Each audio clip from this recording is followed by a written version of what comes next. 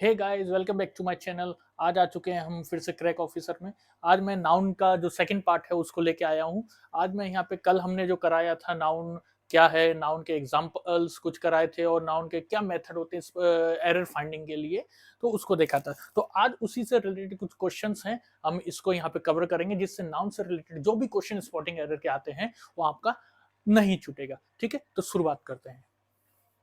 देखिए, पहला क्वेश्चन मैंने लिखा है, it is a big blunder. यहाँ पे ए बी सी ऐसे करके लिख दिया। ठीक है, ध्यान देना। It is a big blunder but we had to ignore it. ठीक है, ध्यान देना, सेंटेंस क्या है, it is a big blunder but we had to ignore it. अब इस सेंटेंस में मैं अगर बात कहूं, यहाँ पे एक चीज दिख रही होगी, आप यहाँ पे लिखा है बिग और ब्लंडर। देखना, ब्लंडर मीन्स होता है big mistake, that means big already is there, big यहां भी है और ये ब्लंडर में भी बिग कहीं ना कहीं छुपा हुआ है, सुपरफ्लोअस है। सो इन दैट केस एरर कहां निकला हमारा, इस पार्ट में, ए पार्ट में ये एरर, ये गलत है। तो क्या होना चाहिए, या तो बिग मिस्टेक लिखा जाए या फिर ब्लंडर। तो इसमें ये बिग नहीं होना चाहिए। ठीक है ना, यानी सेंटेंस क्या बनेगा, it is a blunder but we had to ignore it. It is a blunder but we had to ignore it. ठीक है, दूसरा देखते हैं क्या लिखा है। ध्यान रखना, जो भी मैं क्वेश्चन करा रहा हूं, अगर आप नोट कर लेंगे तो नाउन से रिलेटेड क्वेश्चन नहीं छूटेगा। इसलिए इसमें जो नियम होते हैं जो वहां मैं छोड़ चुका हूं, अगर इन केस, तो हम उसको यहां भी कवर कर लेंगे एग्जाम्पल के साथ। जो फर्स्ट पार्ट में मैंने कुछ नियम अगर नहीं बता पाया हूं तो यहाँ पे हम इसको कवर कर लेंगे। ठीक है, तो इसको ध्यान से देखें। दूसरा क्या है, all his sister in laws are extremely cooperative and she doesn't miss her real sisters at all. ठीक है, अब मैं एक और बात बताऊं, इस वाले केस में क्या हो रहा है, कभी भी सिस्टर इन लॉ या ब्रदर इन लॉ, इस तरीके के हमारे फादर इन लॉ, इनका प्लूरल जो बनता है उसमें जो लॉज होता है, लॉज नहीं होता है, क्या होता है, लॉ लगता है। लेकिन जो सिस्टर, फादर, ब्रदर, इनमें एस लगता है। कभी भी इनका प्लूरल बनेगा तो इसका मतलब देखा जाए तो यहाँ पे एरर कहां पे है, एक सेकेंड, यहाँ पे एरर कहां पे है, ये रहा। ये लॉज नहीं होना चाहिए, होना क्या चाहिए यहाँ पे, सिस्टर्स इन लॉ। यानी अगर मैं पढ़ूंगा तो इसको क्या बनेगा, all his sisters in law are extremely cooperative and she doesn't miss her real sisters at all. ठीक है ना, तो ध्यान रखना मैं जिस बात को बता रहा हूं यहाँ पे किस तरीके से। ठीक है, थर्ड वन है, the Vaidyas have been living here for about a decade. The Vaidyas have been living here for about a decade. तो इस इसमें क्या दिख रहा है आपको, ये जो वैद्य है एक्चुअली में क्या title, that is member of the family. उनके लिए हम जैसे लगाते हैं ना, गुप्तास, चौहान्स, ठीक है, परमार्स। सो ये मेंबर ऑफ द फैमिली के लिए एफएस टॉफी का यूज नहीं होता है। ठीक है, उनके टाइटल के बाद में हम एस लगा देते हैं। वो क्या शो करता है, that depicts the member of the family, है ना। तो इसलिए इसमें क्या होगा, अगर मैं बात करूं तो इसमें क्या लिखा जाएगा, वे दे आज, एफएस टॉफी नहीं लगेगा बस। तो एरर इसमें भी पता चल गया हमें कहाँ है। ठीक है ना, तो क्या बनेगा correct, the Vaidyas have been living here for about a decade. लेकिन यहाँ पे एफएस टॉफी नहीं लग रहा है, एस तो लग रहा है। ठीक है ना, मैंने बताया ना, मेंबर ऑफ द फैमिली के टर्म्स में हम ऐसे लिखते हैं ना कि एफएस टॉफी का यूज करते हैं। ठीक है, next, fourth, children are playing and making mischiefs as their holidays have started. क्या लिखा, children are playing and making mischiefs as their holidays have started. अब मैं बताऊं यहाँ पे कहाँ मिस्टेक आपको नजर आ रही होगी, ध्यान से देखिएगा। यहाँ पे एक वर्ड लिखा है मिसचीफ्स। मिसचीफ्स ये क्या है, प्लूरल वर्ड लिखा है, लेकिन मैं बता दूं मिसचीफ जो है अनकाउंटेबल नाउन है, अनकाउंटेबल नाउन। ठीक है ना, ये मैंने उसमें पढ़ाया था, हाँ, नेक्स्ट प्रीवियस डे पे। ठीक है, अनकाउंटेबल नाउन है।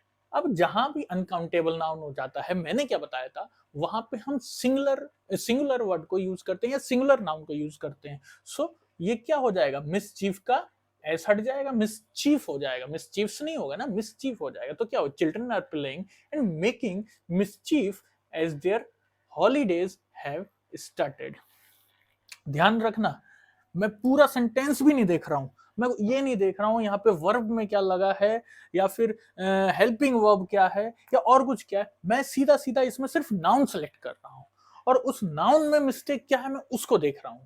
ठीक है ना, समझ रहे हैं ना, क्योंकि मैं बात आज सिर्फ नाउन की कर रहा हूं इसलिए मैं पूरे सेंटेंस को देखने की जरूरत ही नहीं, हमें नाउन को पहचानना है, बस नाउन को पहचानो और उसमें क्या मिस्टेक है उसको देखो, फिर मैं धीरे धीरे वर्ब हो गया और पार्ट हो गया उसको कवर कराऊंगा, तो उससे क्या रहेगा आपका, फिर एक बार में पूरे सेंटेंस में ना हम बता सकते हैं एरर क्या है। ठीक है, next, ships are economically useful and so they are rare for wool and meat।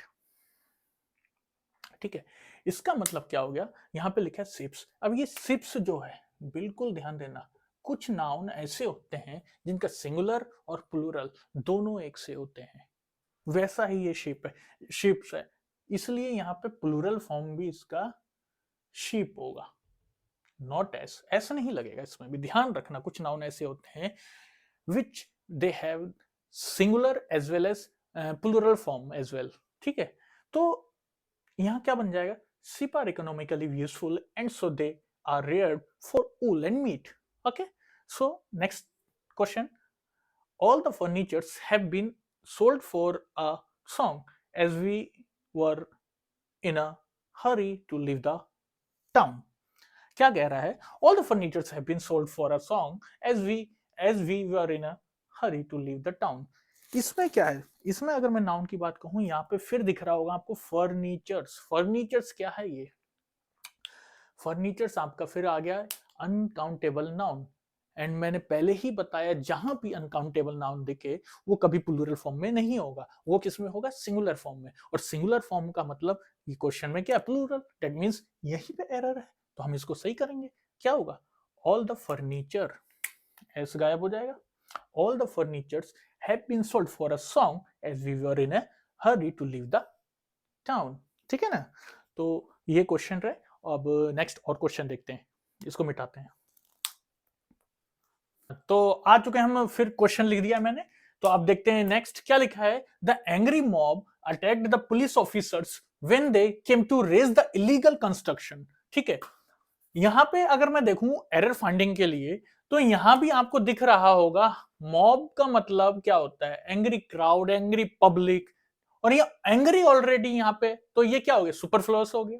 ठीक है ना, जब भी आपने, मैंने बताया ना नाउन में क्या है, इससे पहले वाला एक सेंटेंस आया था ऐसा ही, सुपरफ्लुअस होता है तो वहां पे क्या हम लिखते हैं, एक ही लिखेंगे, एंग्री और मॉब साथ में नहीं आ सकता है, तो यहाँ पे क्या होगा, एंग्री नहीं होगा, दैट मीन्स क्या हो जाएगा यहाँ पे सेंटेंस राइट, मॉब ओनली, यानी क्या होगा, the mob attacked the police officers when they came to raze the illegal construction. ठीक है, next, I think this is not your book, it is somebody's else। ध्यान रखना, I think this is not your book, it is somebody's else। अब मैंने, याद करो इससे पहले जो क्लास ली थी उसमें क्या बताया था, कभी भी somebody, someone, nobody, ठीक है, इस तरीके के अगर वर्ड आते हैं साथ में else लगा हो तो एफेस्टॉफी कहां आता है, somebody, someone इनमें नहीं आता है, उसके बाद else में आता है, दैट मींस ये एफेस्टॉफी यहां ना लग के कहां लगेगा, else, तो क्या हो जाएगा, आई think this is not your book, it is somebody else। ठीक है ना, तो ध्यान रखना, मैं बोल रहा हूं ना, नोट करते चलिए, देखिए मैं नाउन के जितने भी नियम रह रहे हैं वो पूरे मैं बताते जा रहा हूं एग्जाम्पल में, ताकि जो भी छूट रहे हैं वो ना छूटे और आपका एग्जाम अच्छा जाए। ठीक है, तो दूसरा क्या है, you should not put your sign on any paper that you haven't read. ठीक है, ध्यान देना यहां पे क्या लिखा है, यहां पे नाउन की अगर मैं बात करूं, ये साइन क्या है, साइन जो है एक्चुअली में ये है वर्ब, सो वर्ब है, और सिग्नेचर जो होता है वो साइन की जगह एक्चुअल में लिखा जाता है अगर मैं नाउन की बात करूं, तो इस सेंटेंस के according you should not put your signature on any paper that you haven't read, this is the correct form, तो ध्यान रखना इस तरीके के सेंटेंस में। Next, town after towns we are conquered by him but he found no peace. ध्यान रखना क्या लिखा है, town after town, towns after town, not town after town, तो टाउन्स आफ्टर टाउन, मैंने ध्यान करो पहली क्लास में भी इसको पढ़ाया था कि कभी भी प्रीपोजिशन के आगे पीछे दोनों साइड में हम देखेंगे सेंटेंस वर्ड तो सेम रहेगा, ठीक है, वर्ड तो सेम रहेगा, लेकिन जो नाउन है वो कैसा होगा, प्लूरल नहीं होगा, वो कैसा होगा, सिंगुलर होगा। इट मींस यहां पे एस नहीं लगेगा दोनों में, तो ये क्या आ जाएगा, आंसर क्या होगा, टाउन आफ्टर टाउन, यानी town after town we were sorry town after town were conquered by him but he found no peace. ठीक है ना, तो ध्यान रखना इस तरीके के सेंटेंस में प्रीपोजिशन जब रहता है आगे पीछे सिंगुलर नाउन रहते हैं। ठीक है, उसके बाद बात करते हैं, my cousin brother is a cheater and he cheats his family members and friends too. ठीक है, ध्यान रखना ये सेंटेंस एक एक्सेप्शनल है अगर मैं बात कहूं, और इंपॉर्टेंट भी है। हम लोग मोस्टली इंडियंस, खासकर मैं या कोई भी इंडिया इंडिया में पढ़ा रहा हूं और इंडिया की बात कर रहा हूं, तो हम लोग क्या करते हैं, कभी भी कजन ब्रदर, अगर ग्रामर के टर्म्स में कहूं कजन ब्रदर या कजन सिस्टर, एकदम गलत है ये। कभी भी ग्रामेटिकली कजन ब्रदर या कजन सिस्टर इस तरीके से कोई वर्ड नहीं होता है। अगर आपको लिखना है या तो ब्रदर लिखिए या कजन लिखिए, या सिस्टर लिखिए या कजन लिखिए, ठीक है, तो इस तरीके से होता है। तो यहां पे क्या लिखेंगे हम, माई कजन। ध्यान रखना हम लोग इंडियन है इसलिए हम लोग ने इसको एक फॉर्म बना रखा है, इसलिए यहां पे ब्रदर नहीं होगा, तो क्या होगा, my cousin is a cheater. ध्यान रखना एक और चीज है यहाँ पे, ये जो चीटर लिखा है ना, देखिए कुछ वर्ड ऐसे होते हैं, हम लोग इंडियन है तो हमारी इंग्लिश जो है, हम क्या है, जो फॉरेन लैंग्वेज है या ग्रामेटिकल जो लैंग्वेज है, जो नॉर्मल इंग्लिश है, उससे हम क्या करते हैं, हम अपने कुछ कुछ वर्ड को क्या करते हैं, हम अपने अकॉर्डिंग मॉडिफाई कर लेते हैं। ठीक है ना, तो वैसे ही यहाँ पे चीट होना चाहिए, चीटर हमने खुद से बना रखा है। ठीक है ना, तो ग्रामेटिकल फॉर्म अगर देखा जाए तो what is the correct form here, the cousin, क्या होगा, कजन, और यहां पे चीट। इट मींस यहां पे अगर मैं सेंटेंस लू तो क्या हो जाएगा, my cousin is a cheat and he cheats his family members and friends too. ध्यान रखना क्या होगा, चीट। ठीक है ना, बहुत इंपॉर्टेंट है भाई, ध्यान से एनडीए सीडीएस के लिए बहुत ज्यादा इंपॉर्टेंट रहने वाले हैं ये क्वेश्चन। और भी कोई एग्जाम अगर लाइक जिसमें इंग्लिश आती है उनके लिए भी बहुत जरूरी है ये टॉपिक। ठीक है ना, जैसे अभी सीएचएसएल का भी आ रहा है एग्जाम, अगर आप देखना चाहें तो उसके लिए भी बहुत जरूरी है। तो फिलहाल एक और क्वेश्चन देखते हैं, क्या लिखा है, he told me that it was his friends Shankar's house. फिर एक क्वेश्चन क्वेश्चन क्वेश्चन, ध्यान दे क्या लिख के, फ्रेंड्स शंकर्स हाउस। मैंने पहली क्लास में ही बताया था, क्या बताया था, कि कभी भी क्या डबल एफएस्टॉफी एक साथ नहीं आता है। सो इसमें क्या होगा, he told me that it was his friend Shankar's house, यानी ये वाला एफएस्टॉफी कहां उड़ जाएगा भाई। ठीक है, तो करेक्ट सेंटेंस क्या होगा, he told me that it was his friend Shankar's house. ध्यान रखना है, मैंने पहले ही कहा एग्जाम्पल के साथ साथ भी वो नियम को हम रिवाइंड रिवाइज कर रहे हैं। ठीक है ना, अब नेक्स्ट कुछ क्वेश्चन और दिखाता हूं, इसको मिटाता हूं।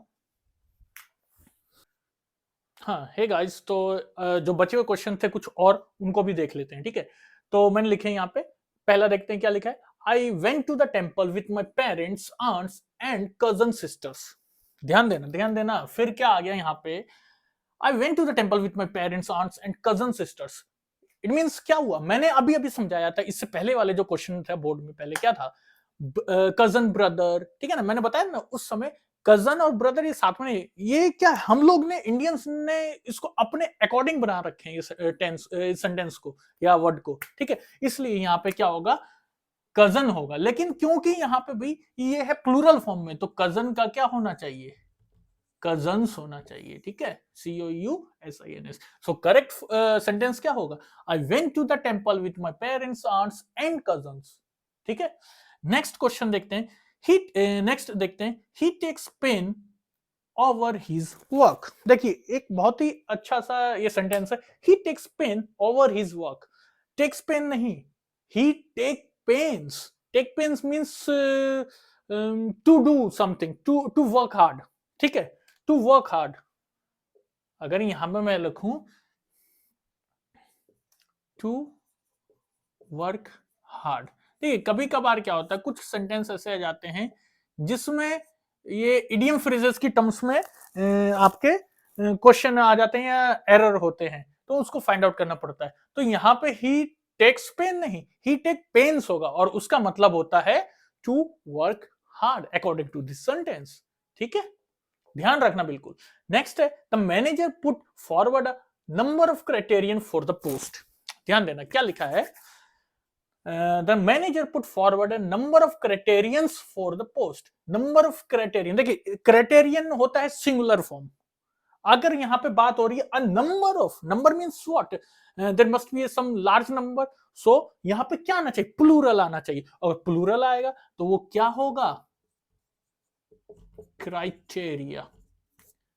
That is the plural here, criterion का प्लूरल क्या है, criteria. So the correct sentence is the manager put forward a number of criteria for the post. ठीक है, अब नेक्स्ट वन देखते हैं। The table's legs have been elaborately carved. क्या कह रहा है, The table's legs have been elaborately carved. अब यहां पे देखिए, ये नई बातें आप यहां जानेंगे अभी। Table's leg, what is table here? Something that is here, what, क्या है, नॉन लिविंग। यहां पे कुछ है, ये क्या है, टेबल है। तो मैं क्या बताना चाह रहा हूं कि कोई भी नॉन लिविंग थिंग अगर आती है उसमें एफएस्टॉफी नहीं लगता है। ठीक है, उसमें एफएस्टॉफी एस नहीं लगता है। दैट मींस ये सेंटेंस अगर मैं ऐसे लिख दूं, the table legs have been elaborately hard, वो भी सेंटेंस तो रॉन्ग होगा ना। इसलिए जो करेक्ट फॉर्म ऑफ सेंटेंस क्या बनेगी, वो ये बनेगी, the legs of the table, क्या बनेगी, द legs of table। ठीक है ना, और क्योंकि देखिए इसमें कभी वो नहीं होता, और ठीक है ना, ध्यान रखा ना, क्या होगा, इसमें एफएस्टॉफी नहीं होगा, बस इतना ध्यान रखना है, कभी भी नॉन लिविंग में। ठीक है, और वो सिंगुलर होगा ना, वो तो डिपेंड करता है, खैर ठीक है, इसको याद रखना।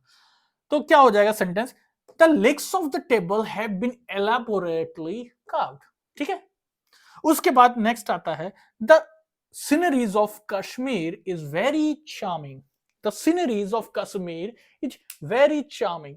अब यहां पे सीनरीज आ रही हैं, सीनरीज ऑफ कश्मीर। सीनरीज जो है अनकाउंटेबल नाउन है, the noun which we can't count, that is uncountable noun. So where we use uncountable noun, that means we never use plural, we use singular. So यहां पे क्या होना चाहिए, scenery. The scenery of Kashmir is very charming. ठीक है ना, ध्यान रखना, कभी भी क्या होगा इस तरीके के सेंटेंस में, मैंने पहले ही बताया, अनकाउंटेबल नाउन होते हैं, वहां पे प्लूरल नहीं आता है, वहां पे सिंगुलर फॉर्म आती है, तो हम यूज करते हैं singular form. The driver showed great talent in keeping the damaged car under control. देखिए ये जो आया है, the driver showed great talent in keeping the damaged car under control. ठीक है ना, इसमें क्या कह रहा है, अगर मैं बात करूं, यहां पे एक ड्राइवर है, देखिए वो अपना एक टैलेंट दिखा रहा है कि वो कार को कंट्रोल करने का, डैमेज्ड कार को, ठीक है, कैसे कंट्रोल में कर सकता है। लेकिन मैं एक चीज बताऊं, कभी भी टैलेंट जो होता है, फर्क होता है, टैलेंट होता है और स्किल, दो वर्ड ध्यान रखिए। टैलेंट क्या होता है, it is something, it is something जो नेचुरली है, it is the ability to do something, but ये एबिलिटी कैसी है, नेचुरली एबिलिटी है। ये अगर कोई भी नेचुरली एबिलिटी हो, ठीक है, कुछ करने की, तो वो टैलेंट कहलाता है। लेकिन अगर हम एक एबिलिटी ऐसी हो जिसको हमने सीखा है अपनी मेहनत से, अपने दिमाग से, ठीक है ना, अपने हार्ड वर्क से या अपने वर्क से, सो वो स्किल कहलाती है। सो यहां पे अगर ड्राइवर ने कोई डैमेज कार को कंट्रोल करा है, तो इट मींस क्या, उसने क्या टैलेंट दिखाया है, नो, उसने टैलेंट नहीं, वो स्किल्ड है, उसने सीखी है तभी तो कंट्रोल किया है, ये नेचुरली थोड़ी आता है। ठीक है ना, तो क्या होगा, the driver showed great skill in keeping the damaged car under control, यानी ये वाला एरर यहां पे देखिए बहुत फर्क होता है। इसलिए कहते हैं सेंटेंस के अकॉर्डिंग, सेंटेंस के अकॉर्डिंग हम उसको फाइंड आउट करना होता है, नाउन या कोई भी पार्ट्स ऑफ स्पीच, ठीक है। लेकिन जब सेंटेंस को भी थोड़ा पढ़ना आना चाहिए, ठीक है ना, तो इसलिए हमने जो देखा नाउन इस अकॉर्डिंग देख लिया, ताकि हम इसके जो भी रह जा रहे हैं पार्ट उसमें यहां पे कवर हो जाए एग्जाम्पल के द्वारा, ठीक है। अब एक लास्ट बचा है, इसको देख लेते हैं। Arms are given to the poors, ठीक है, arms are given to the poor, ये तो आपको पता ही है, ये ऐसा ही लिखा जाता है प्लूरल फॉर्म में आर्म्स भी, ठीक है ना। Given to the poors, poors एक डिप्रिव्ड क्लास हो गया, यहां पे कौन सा क्लास हो गया, डिप्रिव्ड क्लास हो गया। दैट मींस ये कौन सा नाउन में आ जाए, कॉमन नाउन में हम कह सकते हैं इसको। जब कॉमन नाउन हो जाता है तो वहां पे पुअर्स नहीं लिखा जाता है, वहां पे पुअर लिखते हैं, ठीक है ना। तो आज के लिए इतना ही, फिर मैं नया सीरीज कुछ इंग्लिश में आपके लिए लेके आऊंगा। आज के लिए इतना ही, धन्यवाद, थैंक यू, जय हिंद।